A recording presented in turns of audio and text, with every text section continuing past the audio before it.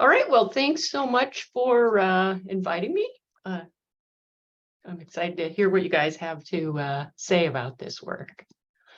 Okay, so in this talk, I'll consider how new ideas emerge from old ones via the processes of conceptual blending. And I'll start by talking about analogical reasoning in problem solving and the role that blending plays in these problem solving contexts. Then I'll discuss blending in two multimodal contexts. One is timelines and the other is memes. And by that, I just mean image macros.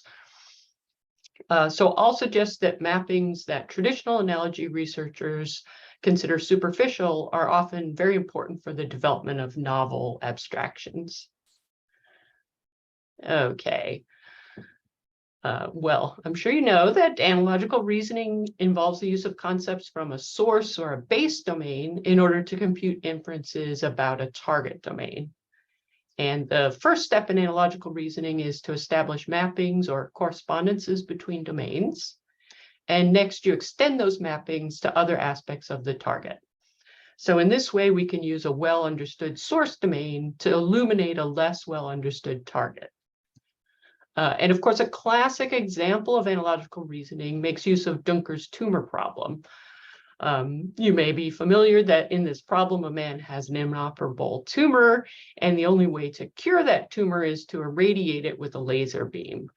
However, in order to get a beam that's powerful enough to kill the tumor, it also irreparably damages the healthy tissue around the tumor, unfortunately killing the patient.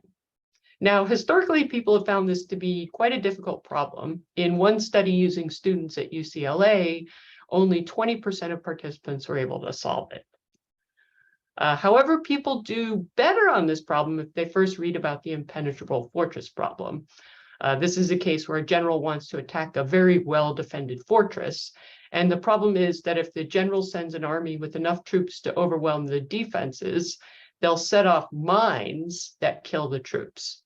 So what the general does is to divide up his forces and attacks the fortress from multiple different directions. And so now there's too few troops on any given road to the fortress to set off those landmines. But once they all kind of converge on the fortress, their numbers are sufficient to capture it. Okay, so just reading the problem, interestingly, didn't improve performance all that much on the tumor problem.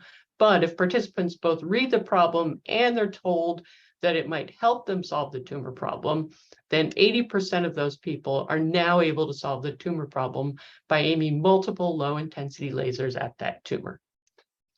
Okay, as noted earlier, analogical reasoning begins by setting up an initial set of correspondences.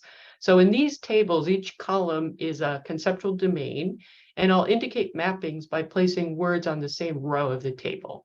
So the general in the fortress problem maps onto the doctor in the tumor problem, the fortress in the fortress problem maps onto the tumor, and the army in the fortress problem maps onto the rays. Okay, and now once those initial mappings are set up, you can extend them by projecting structure from the source domain to the target domain. Okay, so we map small groups onto low intensity rays. The convergence of small groups on the fortress maps onto the convergence of low intensity rays onto the tumor. And just as the small groups capture the fortress, the low intensity rays kill the tumor. Okay, proposed by cognitive linguists Gilles Fauconnier and Mark Turner, conceptual integration or blending theory describes the emergence of novel concepts and inferences via the combination of partial cognitive models from multiple domains. Okay, conceptual blending is a development of mental space theory, which is an approach in cognitive semantics originally invented to deal with problematic referential phenomena. For example, former Twitter executives testify in House hearing on Hunter Biden laptop story, or House Republicans grill Twitter execs on Hunter Biden laptop story. The problem here is that, particularly in this headline, under the picture, the people testifying in the House are not actually Twitter execs. They just used to be Twitter execs, right? And so the way this is handled in mental space theory is to posit two mental spaces, one for the past and one for the present. And this allows us to represent both the different properties of E and E prime, as well as the mapping between them, right? And so you can refer to an object in one mental space by describing it in a linked mental space. Okay, so conceptual blending is a set of operations for information integration in which concepts from two or more mental spaces get combined, right? So the mental spaces are known as input spaces, and structure from those input spaces gets projected into a blended space. And the blended mental space can contain some structure from each input, as well as novel structure that emerges from their juxtaposition. There's an optional generic space that represents abstract schematic concepts that conceptualizers sometimes derive from these operations. So in Holyoake's model of analogy, they call the abstraction process schema induction. And the idea is that this same kind of process is happening in conceptual blending, and sometimes you'll have an abstract schema actually represented in your blending network. Okay, take, for example, the literal content of the sentence, "She devoured the book." The idea is that the literal content kind of cues the listener to set up two different input spaces, an eating input and a reading input, right? Because there's devouring and there's a book. And so familiarity with the conceptual metaphor, knowledge is food, allows the listener to map the manner and the motion associated with devouring onto the rapidity of information uptake from reading. Okay, so it turns out if you look at protocols that people produce when they're solving the tumor problem, there's reason to believe they're using conceptual blending to solve it. For example, one participant says, like in the first problem, the impenetrable fortress, the guy had put bombs all around, and the bombs could be compared to the destruction of healthy tissue. And so they couldn't go in en masse through one road, they had to split up so as not to destroy the healthy tissue.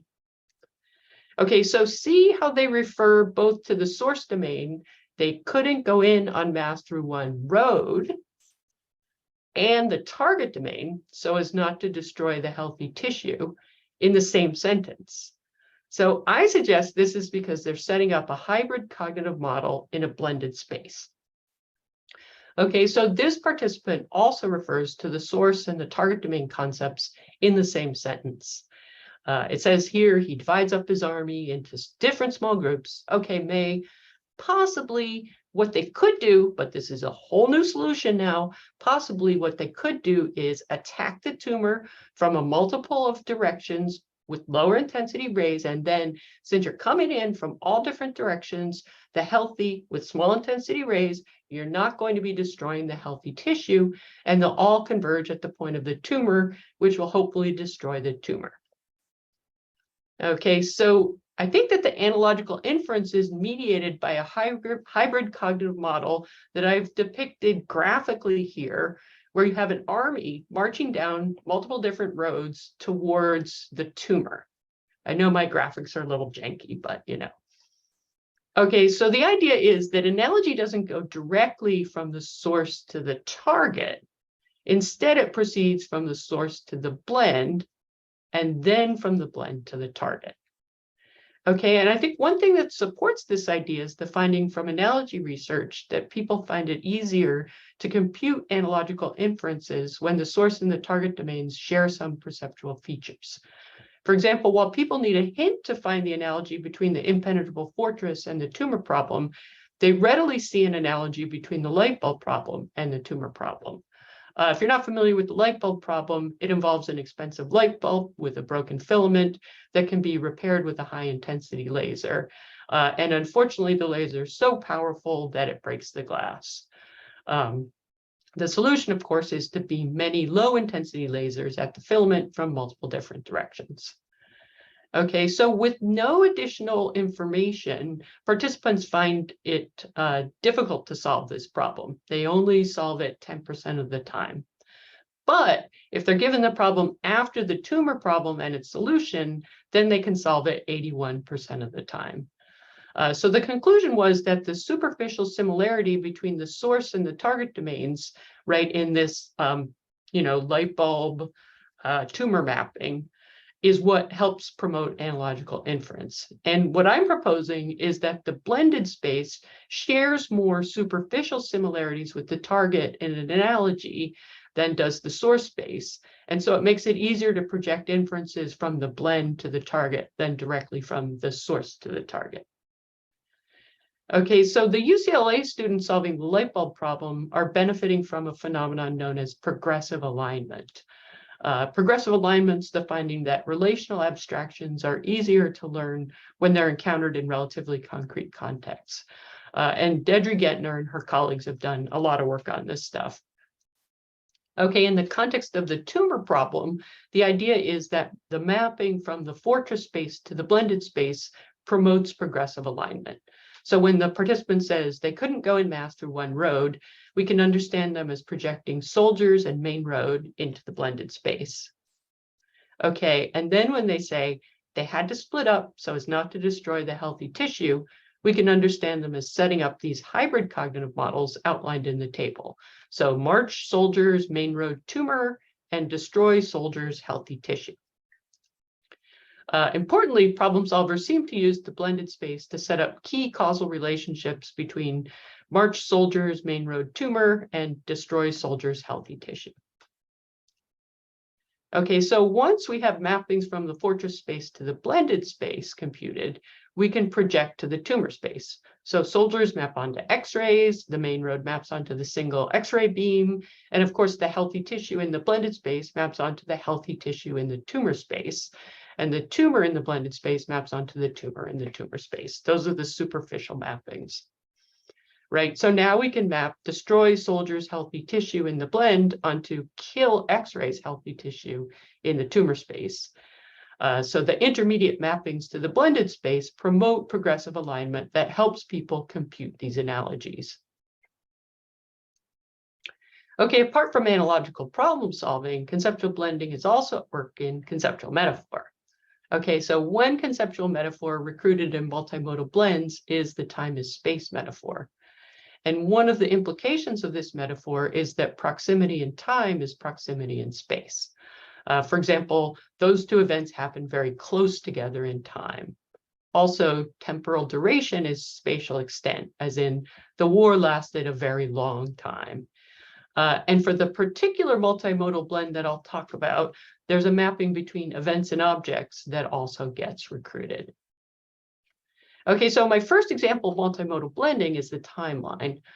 In conceptual blending theory, conceptual metaphors often serve as inputs to the blending process. So just like any other sort of background knowledge, we recruit knowledge of conceptual metaphors for time as space and events are objects to understand the timeline blend. Okay, the timeline is anchored in an integration network with several different inputs. In this case, Ben Franklin timeline that I'm looking at, we have time, linear extents, objects, and Ben Franklin's life as our input spaces. And one thing I want to point out is that the recruitment of linear extents is non-trivial. Right? Like we think of, oh yeah, of course you map time onto a line, right? But that's a very modern perspective. There's no necessary reason why you have to recruit line segments for a mapping between time and space. It just turns out that the one-dimensional nature of a line is really well suited for representing successor relationships. And there's a book called Cartographies of Time by Rosenberg and Grafton. And in this book, they point out that it took historians hundreds of years to realize that the line is a good way to represent temporal events. The mapping between times and lines doesn't emerge until the 17th century, around the same time that the number line emerges in mathematics, interestingly. Before then, you had all kinds of crazy mapping, such as this one over here, where you have historical events being mapped onto the body of a dragon. And here they're based on iconic principles rather than temporal order. Okay, so in the Ben Franklin timeline, each year maps onto a line segment in the blend. And in the blend, we get this fusion of the two. Temporal succession maps onto spatial ordering, so that in the blend, left to right ordering is progressing through time. And besides time and linear extents, we also have an object, the tick mark, that maps onto an event in Ben Franklin's life. Right, and so then we also have a bunch of specific events in Ben Franklin's life that I haven't depicted in the table, but that are in the timeline, right? So the blended space is this arena for combining these conceptual metaphors in a way that preserves their inferential power, right? So it's very compatible with conceptual metaphor theory in that spatial extent maps onto temporal duration, spatial proximity maps onto temporal disparity, and spatial ordering maps onto temporal succession. Okay, conceptual blending theory also provides a description of timelines as examples of compressions. That is, compressions are cases where elements in different mental spaces are mapped to one or more elements in the blended space. And whereas elements in the inputs are related to each other via between space mappings like analogy, the elements in the blended space are related to one another by within space relations, such as identity or uniqueness. And the upshot of this is that compressions reduce conceptual complexity in a way that facilitates inference and can afford novel affective reactions. Okay, so each event on the timeline, for example, Ben Franklin's birth, flying the kite in the thunderstorm, and publishing Poor Richard's Almanac, could be conceptualized in its own mental space. And so these different mental spaces are related to each other by the between space relation of temporal ordering, just like, our past and present for our Twitter executives were related to each other by temporal ordering. So I've kind of purposefully put these mental spaces like out of order, right? So Franklin actually founded the Almanac after he was born, but I've placed it to the left in the diagram just to show that you don't, the spatial configuration of mental spaces doesn't necessarily entail any kind of temporal relationship. Right, so we project each of these different events onto one tick mark in the timeline, right? And so in the blend, these tick marks all coexist on the same line due to compression. Consequently, the event tick marks are related to one another by the within space relation of spatial adjacency, understood also as succession because of the connection to the temporal mappings outside of those other input spaces. So one feature of the blended timeline is that it can facilitate certain kinds of inferences about temporal events. So we can see particularly productive periods in Ben Franklin's life by the density of points on the timeline, right? So there's a lot of stuff happening in this region around 1780. And blending theory proposes that this facilitative effect results from the compression of temporal relationships to spatial ones, as well as the congregation of structures from multiple different input spaces in the single blended space. Okay, another feature of the blended timeline is that conceptual structure in the blended space has independent status. So the timeline blend maintains its connection to the input spaces and the potential knowledge structures in those other domains, but it can also take on independent status with its own computational properties.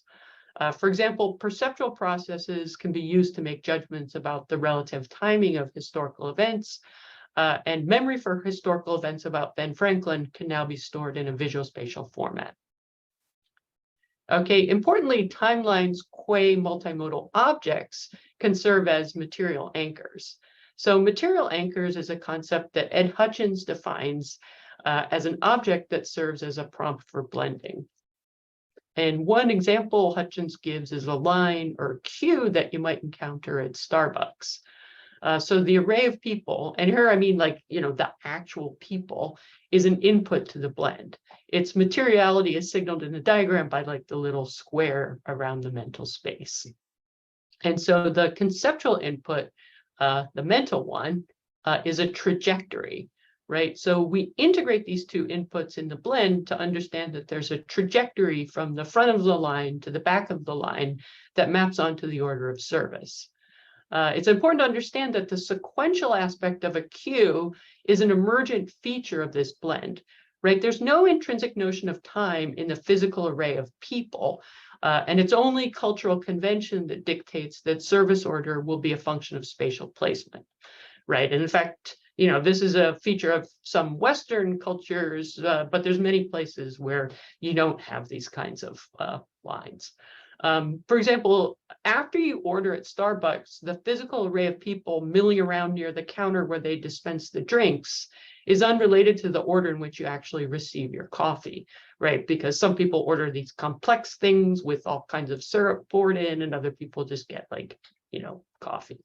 Anyway, my point is we don't reflexively map spatial arrays of people onto a temporal sequence of events. The sequential ordering of elements in the queue emerges from this culturally conventional blend of the line of people with the trajector. Okay, and once you've done this blend, you experience the perception of an array of people as a queue and not simply as a spatial array. And now you get these emergent reasoning operations that become possible. So you can ask who's first in line, who's last, how many people are in front of me, and they can be answered when the line's experienced as a queue, but not when it's simply a linear array.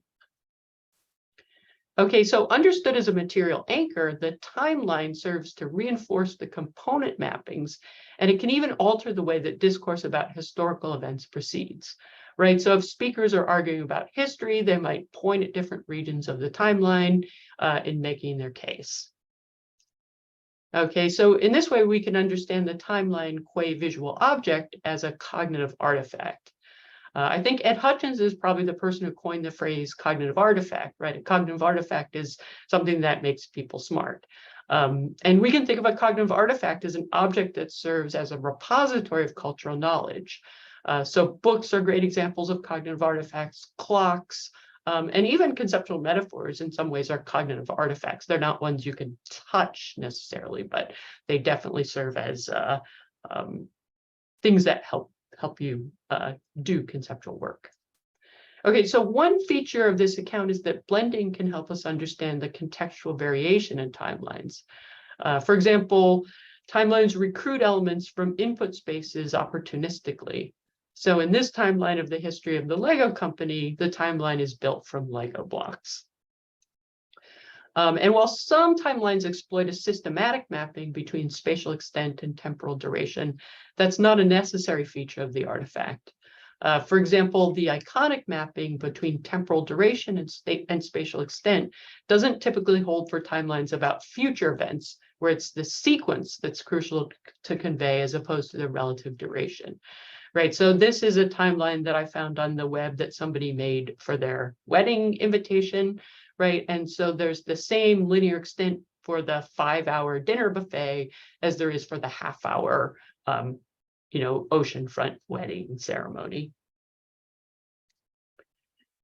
Okay, and the mapping between events and objects isn't just convenient, it also stems from a general principle in blending theory, which is that blends promote compression to what's called human scale, right? So each of these objects in the blend here corresponds to a big event in history, right? And so we couldn't conceptualize all those different things at once, but the timeline is more human scale.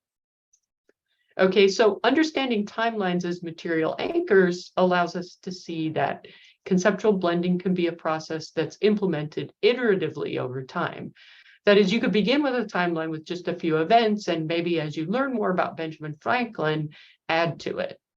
And in fact, an object like a timeline could be built by a team of people in a socially distributed process that benefits from cultural evolution. The product of this kind of cultural evolution is a cognitive artifact that leverages perceptual abilities for inferential use.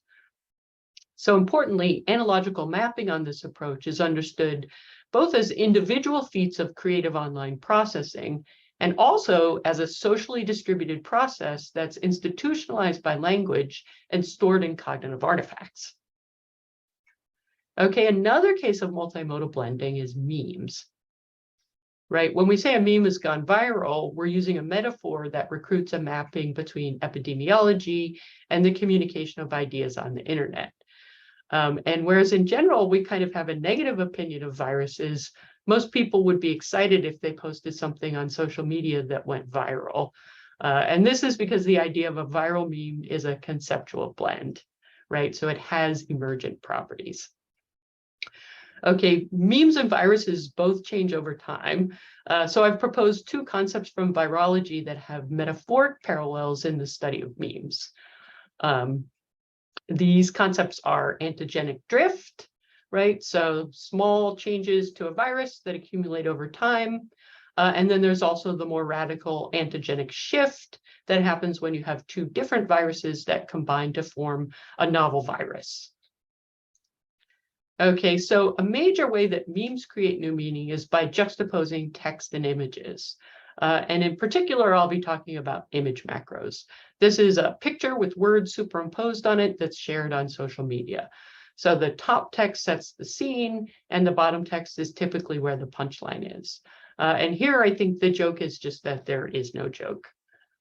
Okay, so for example, here is what's reputed to be the first instance of the "they said" meme, where a speaker recounts a previous discourse scenario in which they were urged to do something that had disastrous or at least unpleasant consequences. A guy on Reddit uploaded this picture of a friend of his to Facebook after Hurricane Irene in 2011. Okay, so the text part of the "they said" meme is apparently from an old video game called Warcraft 2, where human footmen would say, "Join the army," they said. I don't know if I shared my sound actually, but join the army, they said. Yeah. So in the game, the utterance is always ironic, and it's followed by, "See the world," they said. "I'd rather be sailing." And then there's another real-time strategy game about World War II, where if a player selects an engineer, the avatar sometimes responds, "Join the army," they said. "It'll be fun," they said. And again, this utterance is intended ironically in the same way that the meme is. Okay, so we can think of each of these games as kind of serving as inputs to the meme, with a mapping between the footman in Warcraft 2 and the engineer in Company of Heroes. And then in both games, you have the phrase "join the army," they said, in the game. And in the Company of Heroes, it's followed by "it'll be fun," they said. Moreover, in both games, the speaker engages in mortal combat, risking potential death, which contrasts with predictions of fun. At least I think it does. Anyway, there's yet another video game that seems to be an input for the Laundry Room Viking instance of the "they said" meme, which is a game called The Lost Vikings: Heroes of the Storm. Right, so to get the joke, the viewer is meant to appreciate the mappings between the engineer in the Company of Heroes and the Viking in the Heroes of the Storm, and the Viking warrior in the image. And the storm, of course, is Hurricane Irene.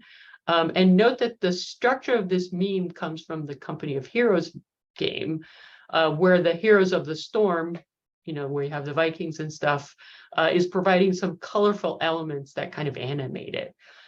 So the utterance "do the laundry" accommodates the laundry room setting into the original quote from the game. And I think part of the humor involves the ironic juxtaposition of the mundane activity of laundry with the heroic framing of the video game. Okay, so the original connection to gaming can reinforce the shared subculture among people who perpetuate this meme. Consequently, the meme often shows up in gaming contexts. Right. So, for example, the they said" meme has been used to evoke the game Pokemon, Flow, and Civilization. And of course, the appeal of memes is that they're participatory, right? People don't just consume them, they share them with their peers. And here on the left, we have multiple different instantiations of the "they said" meme, all of which appropriate the original image. And this is because there are various websites that make it easy to create memes by uploading an image and captioning it.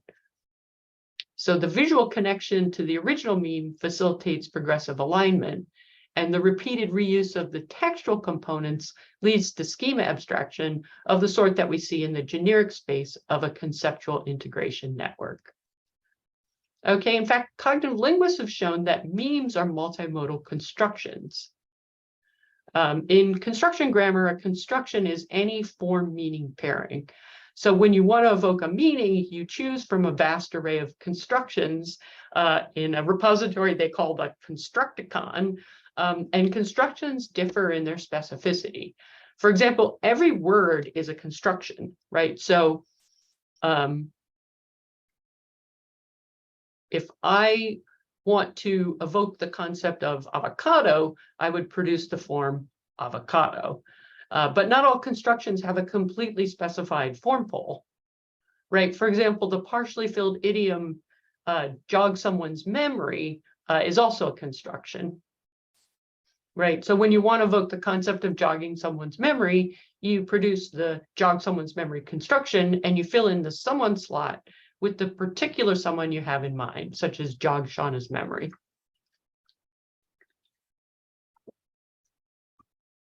Okay, and besides the specificity of the form pole, constructions also vary in the schematicity of the meaning that they express. So one example of a construction that's lacking in the specificity of the form pole and is also pretty schematic in its meaning is the ditransitive construction, also called the double object construction. So in this construction, the form pole is specified in terms of grammatical categories, and its meaning is the transfer of something by someone to a recipient. So this construction includes lots of different instantiations, such as he gave her a Coke, he baked her a muffin, or even he blew her a kiss. So we know that with linguistic constructions like the ditransitive, speakers use conceptual blending to integrate the generic conceptual events cued by the construction with the specific concepts cued by the lexical items.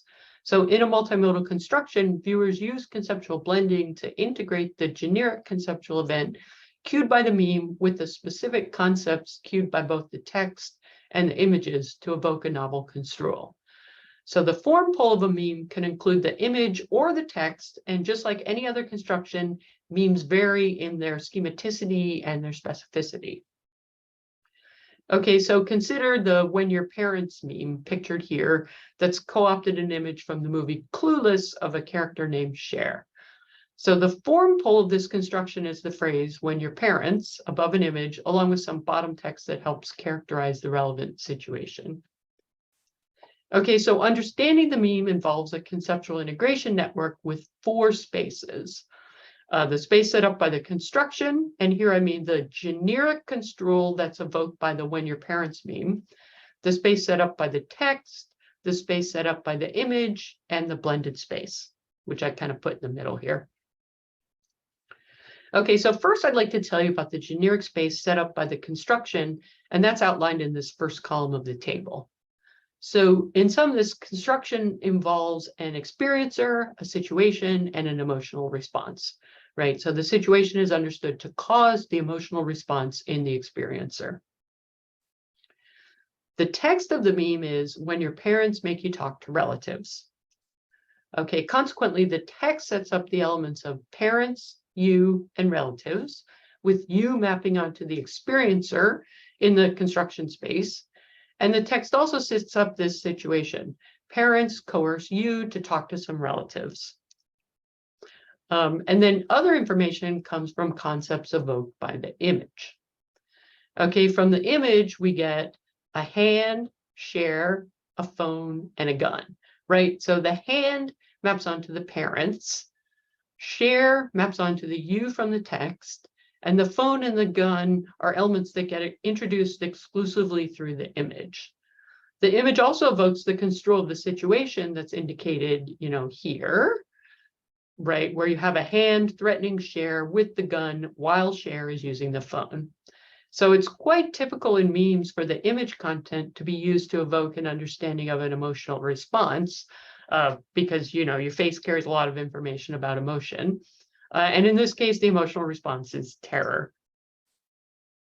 Okay, so the blended construal involves mapping both the parents and the hand onto each other.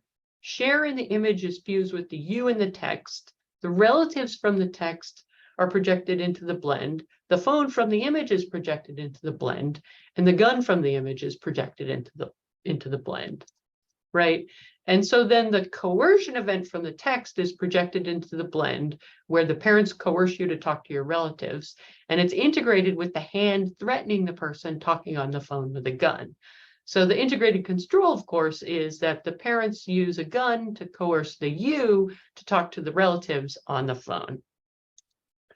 Okay, the terror from the image is mapped onto the emotional response to the situation in the blend, right? And finally, we get this hyperbolic construal of parents coercing you with a gun to talk on the phone to your parents, to your relatives, and that's causing terror to the you in the blend. So the scenario evoked by the text of talking to relatives on the phone isn't funny. The image of someone threatened at gunpoint isn't funny, but somehow this integrated construal kind of is funny, right? And in fact, the novel construal in the blended space contrasts with the default interpretation of the text space in a way that qualifies as optimal innovation. As characterized by Guerra 2017, a communicative act is optimal when it suggests a non-default interpretation along with a default one, thus allowing the listener to compare and kind of contrast those two interpretations.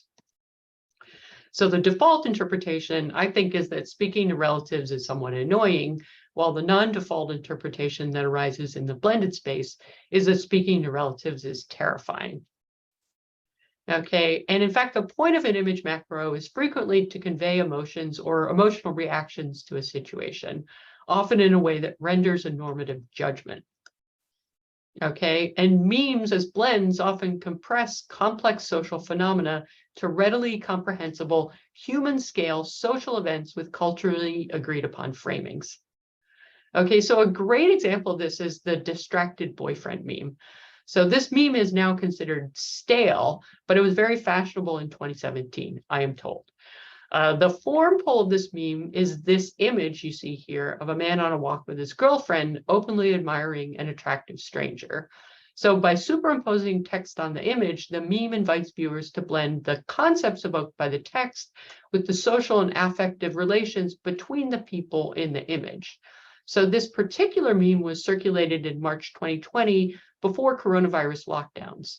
So keep in mind that at this point in time, a 2-week quarantine period sounded like an unexpected holiday. Anyway, the mappings in the meme are indicated spatially with the textual elements mapping onto the elements in the image that they're printed on. So the girlfriend is work, the boyfriend is me, and the attractive stranger is 2 weeks of quarantine. The relationship between the me and the meme and their job maps onto the relationship between the boyfriend and the girlfriend. And of course, the attraction between the boyfriend and the stranger maps onto the attraction between the me and the meme and the 2-week quarantine holiday. Okay, the ready availability of cultural models of sexual relationships and infidelity enhances the comprehensibility of this meme. However, the meme's generative capacity is also limited by these same cultural models. That is because the implications of the meme rely on the cultural models. Any ambiguity regarding the normative implications of those models, for example, frames regarding infidelity, can carry over into the meme itself and kind of become contested. Okay, so the Swedish internet startup Bahnhof co-opted this meme in an ad campaign in an attempt to recruit new employees. So they superimposed the company name on the lady in red, the Swedish word for you on the boyfriend, and your current employer on the girlfriend. Unfortunately for them, the city council in Stockholm ruled the ad was sexist because of the way that it objectified women and banned it from city billboards. Okay, so this incident in turn motivated the distribution of retaliatory memes, such as this one. Note that this meme kind of downplays any negative framing of the boyfriend, who after all is just interested in ending sexism. Meanwhile, the girlfriend is negatively framed as someone using a stale meme, suggesting that the company Bahnhof, who made the ad, maps onto the girlfriend. So this demonstrates an important property of memes, namely that they appropriate cultural phrases and images in order to make political statements. And of course, given the postmodern sensibility of the young people who create memes, this frequently includes other memes. Okay, for example, here's one meme that provided a commentary on the ban on the ad using the distracted boyfriend meme. So as Sweden ignores its actual problems, as its attention is captured by this attractive stranger who is a harmless meme. Okay, and here's a similar use of the meme to criticize media coverage of the ban on the meme. So the person posting on Twitter here is presumably upset by the extent to which this recursive use of the meme to criticize the sexist assumptions of the meme is itself perpetuating those images and assumptions. Okay, of course, part of the appeal of these exchanges over the boyfriend meme is the differential use of what's essentially the same raw material in the stock image, right? This phenomenon could be seen as a multimodal manifestation of an adversarial humor known as trumping. This is when conversational agents trade insults linked by some sort of parallelism. And in verbal trumping, you get recruitment of some aspect of the initial utterance in the retort. In multimodal trumping, you get some aspect of the initial meme in the retort, right? So in multimodal trumping, in memes, supports the idea that these operations aren't linguistic operations, they're conceptual. Okay, so memes promote multimodal trumping exchanges in which conceptual structure from an initial move gets recruited to support an alternative rhetorical goal. Okay, and the differential use of the same cognitive and cultural models in these exchanges highlights the fact that their normative implications are kind of ambiguous and subject to negotiation. So these examples all suggest that speakers employ memes strategically to promote their rhetorical goals. For example, the "they said" meme could be used to express disgruntlement about the unintended consequences of a bad decision, or simply the unfortunate result of bad luck. And likewise, the "when your parents" meme could be used to express an adolescent's emotional reaction to parental demands or behaviors, like when your parents say they need to talk to you, when your parents ask where all your money went, or when you're watching a movie with your parents and a sex scene pops up out of nowhere. Okay, in fact, we've discussed memes where there are multiple different construals of the source input that are readily available, and then the choice of which one to utilize depends on the target domain construal. That is, whether the emphasis is on the attractive nature of the stranger, where we take the boyfriend's perspective, or if the emphasis is on the boyfriend's appalling behavior, where we adopt the girlfriend's perspective, depends on the construal of the target domain. So if the lady in red is ending sexism, then we adopt the boyfriend's perspective and we emphasize the attractive nature of the stranger. But if the girlfriend is actual problems, then we're going to adopt the girlfriend's perspective and emphasize the boyfriend's appalling behavior. Okay, so the recycling of conceptual structure in these trumping exchanges involves retaining some aspects of the initial framing, but also the alteration of the framing by the recruitment of novel concepts and mappings. So memes' multimodal nature affords the visual recognition of parallels and facilitates the apprehension of construals that can vary in their salience. So the visual connection between memes helps promote their appreciation as optimal innovations and anchors the induction of generic structure that allows memes to serve as constructions. Okay, the cognitive operations that allow us to create and understand memes are like those that underlie many sorts of problem solving and reasoning, right? So I've argued today that analogical problem solving involves this like covert conceptual blending signaled by the literal content of problem solvers' discourse. Mixing vocabulary from multiple domains, problem solvers may construct blended cognitive models that mediate analogical inference by promoting progressive alignment. Analogical reasoning processes are often brought to bear on social issues because the cognitive models that populate conceptual integration networks aren't cold data structures, they're affectively charged constructs that have motivational power and normative implications. So as multimodal constructions, memes activate schematic meanings that integrate with specific conceptual structure evoked by the images and the textual elements. And in fact, conceptual blending affords memes their generative capacity, right? But maybe one of the most interesting lessons of memes is that meaning is a socially distributed process whose intermediate products are stored in cognitive artifacts such as text and digital images. Right? The meaning of a meme is dynamic and it's subject to antigenic drift.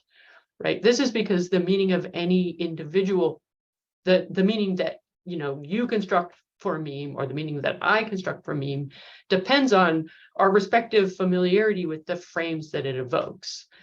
In fact, the cultural models that serve as the building blocks for these memes are also cognitive artifacts that meme users exploit and that they also reshape through their interactions in the sociocultural world. Okay, memes can be placed in dialogue with one another, as the same meme can support very different rhetorical goals, as demonstrated by these examples of multimodal trumping. And these kinds of examples point to the possibility of antigenic shift and more radical changes in the meaning of a meme. By transmitting memes, people can strategically blend culturally meaningful objects in a way that both promotes their preferred construals and reinforces associated generic models. Consequently, understanding a meme is both an individual mental act and a collaborative social achievement. Okay, so building on this notion of meaning as a collaborative social achievement, I want to briefly consider multimodal blending in Zoom meetings. And I hope you guys can hear this. Mr. Ponton, I believe you have a filter turned on in the video settings. You might want to take we're a look. trying to, can you hear me, Judge? I can hear you. I think it's a filter. It is, and I don't know how to remove it. I've got my assistant here. She's trying to, but I'm prepared to go forward with it. I'm here live. I'm not a cat. I can see that. I think if you click the up arrow next to this. He's not a cat. Okay, so each box on the Zoom interface here is connected to a separate mental space, one for the judge, one for Jerry Phillips, one for Gibbs Bauer, right, and one for the unfortunate Rod Ponton, since all four people are in different geographic locations. So the Zoom interface is a material anchor that allows each participant in the proceedings to view the blended space where the four avatars are compressed. So note that the mappings in the Zoom blend aren't analogy mappings, they're representation mappings that Fauconnier argued work in a very similar way, right? So, Magritte's genius was that, you can point at that pipe and say, this is a pipe, but it's actually not a pipe, it's a picture of a pipe, right? So you have the representation space of the picture and the reality space of the actual pipe, and there's a mapping between them. And it's that mapping that licenses you to be able to say, this is a pipe or this is not a pipe. Right, and so the idea is like each person is in their own space, in their own living room, and then we have this blend in the Zoom interface. Okay, and the fun part of this example is that whereas the mapping between these two guys and their real world counterparts, right, and so these two guys is iconically mediated, right, they look like the actual guys. The mediation between the mapping between the judge and his avatar, this is the judge right here, is totally symbolic. And then the mapping between Ponton and his avatar ends up being symbolic as well, because it's supported only by his name, right? He doesn't actually look like a cat, according to him, right? And in fact, in the paper that we wrote about blending in Zoom meetings, Anders Haugaard coined the term a mediation to capture the sense in which these mappings don't just happen, right? They're strategically managed by the social actors that participate in the meetings. Okay, and one of the reasons that Zoom meetings can be sort of exhausting is that the orienting mechanisms that mediate group dynamics don't work as well in this cognitive artifact as they do in the three-dimensional meeting room where all the actors are co-present. For example, the angle of people's bodies in these images captures how they're situated with respect to their cameras. And that's not necessarily how they're situated with respect to the group, right? And so the meeting takes place in this blended space where you want to be oriented towards each other. And we have this crazy array here. Okay, and then if there's things that happen outside of the frame of the meeting, for example, in San Diego, we get a lot of military jets flying that make just a ton of noise. And if we're all in a room together and we experience it together, we'll wait for it to pass. But in a Zoom meeting, I might have a jet flying by and no one else knows what's happening. And meanwhile, each and every input space may have distractions like cats and dogs and kids that aren't part of the frame of the meeting and need to be ignored. Okay, besides the spatial compressions that the Zoom interface affords, there's also temporal compressions. So in one hilarious video of an online class where the teacher's internet crashed, one of the kids points to an aspect of the display that indicates the meeting is being recorded as a way of encouraging her classmates to behave. I won't play the video unless someone asks in Q&A. Okay, so all of this is just to say that humans have a stunning ability to integrate concepts activated by words, activated by images, and even activated by little icons like the record circle in the Zoom interface. And these integrations are often strategic, driven by social concerns and affective concerns. And finally, I hope I've shown that complex blends often reflect collaborations between multiple actors that are mediated by cognitive artifacts that externalize some of the complexity. In short, multimodality matters, and it's something that's worthy of further study. Okay, so thank you so much for your attention.